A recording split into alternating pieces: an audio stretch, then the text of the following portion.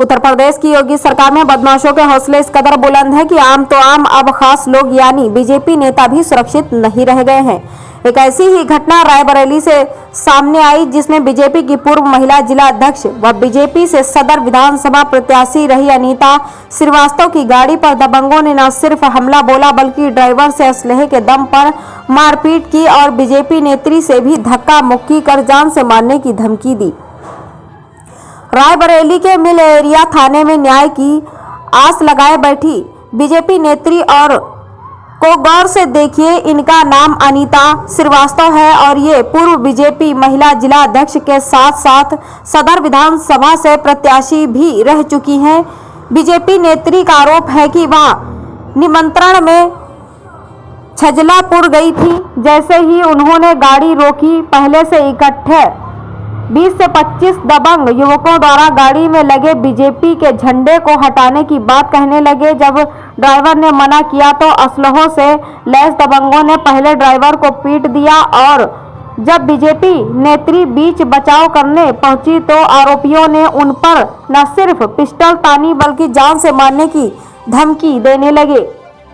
BJP नेत्री का आरोप है कि जब उन्होंने पुलिस को फोन करने की बात कही तो दबंग वहां से भाग निकले। बीजेपी नेत्री का आरोप है कि उनकी हत्या करवाने की साजिश रची गई थी। दबंगों ने न सिर्फ मारपीट की बल्कि गाड़ी को भी क्षतिग्रस्त करने की कोशिश की। अनीता श्रीवास्तव एडवोकेट बीजेपी प्रत्याशी पूर्व रायबरेली। क्या हुआ आज आपके साथ?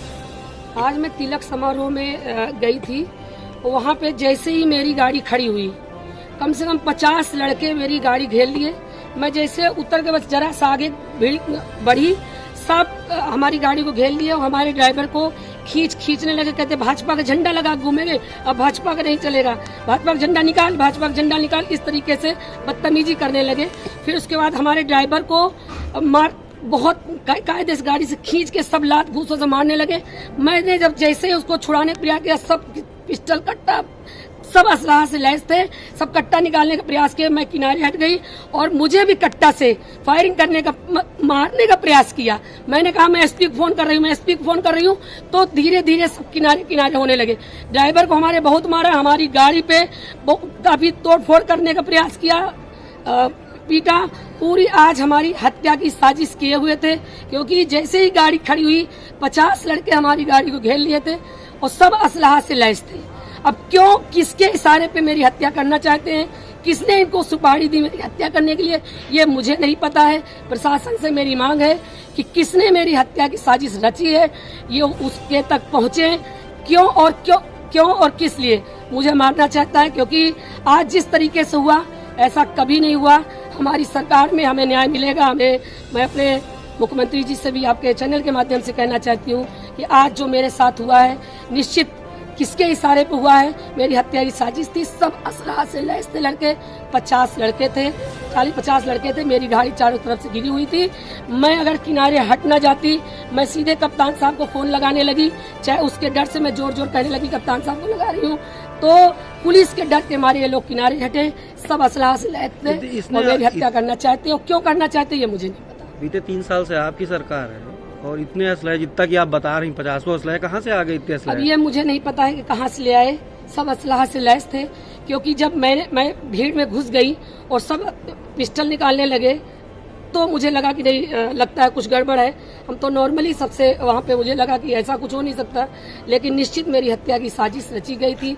किसने रची थी इसकी खोज प्रशासन करके, क्यों हमारी हत्या करना चाहते हैं, कह रहे हैं कि नॉर्मल ड्राइवर से कहा सुनी हुई? नहीं, ड्राइवर से नहीं, मुझसे कहा सुनी हुई।